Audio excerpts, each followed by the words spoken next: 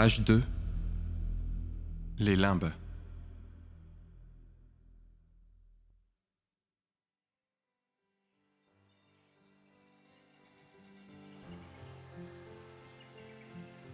Louise et Marc sont heureux. Malgré leurs emplois du temps très chargés, ils ont enfin pu se libérer du temps pour eux. Au programme de cet après-midi, promenade et pique-nique autour du magnifique lac proche de chez eux. Ce moment de pause est idéal pour parler de l'avenir et se rappeler de bons souvenirs.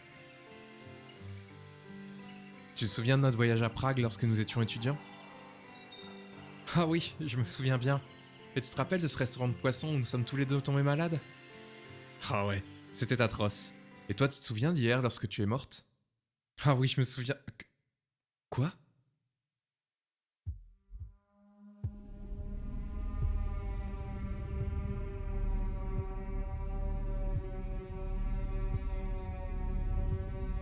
Marc se lève sans regarder Louise. Paralysée par cette phrase, elle le regarde s'éloigner. L'environnement autour d'elle se ternit. L'eau du lac est devenue sombre et une brume épaisse s'élevait. C'est pas possible. C'est un cauchemar, se dit-elle alors que le ciel s'assombrit rapidement. Paniquée, Louise cherche autour d'elle.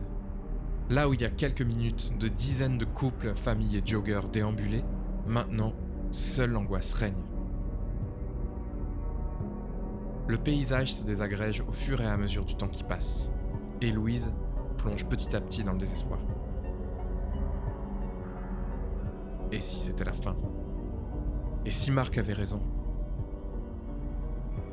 Alors qu'elle était traversée par cette pensée, une lumière rouge vint teinter l'entièreté de l'atmosphère. Un rayon rouge, puissant, provenant d'une lune rouge.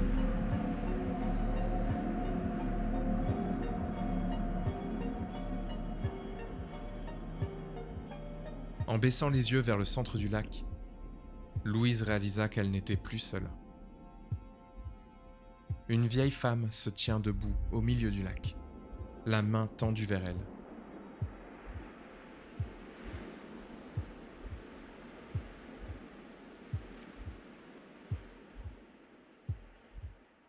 Elle se sent appelée, comme obligée de s'engouffrer dans les eaux sombres du point d'eau. Mais alors qu'elle s'approche, baignant de plus en plus dans la lumière rouge, Louise ne ressentait plus d'angoisse. Et au moment où les deux femmes se joignirent les mains, Louise réalisa que Marc avait raison et que pour elle, la fin était déjà arrivée.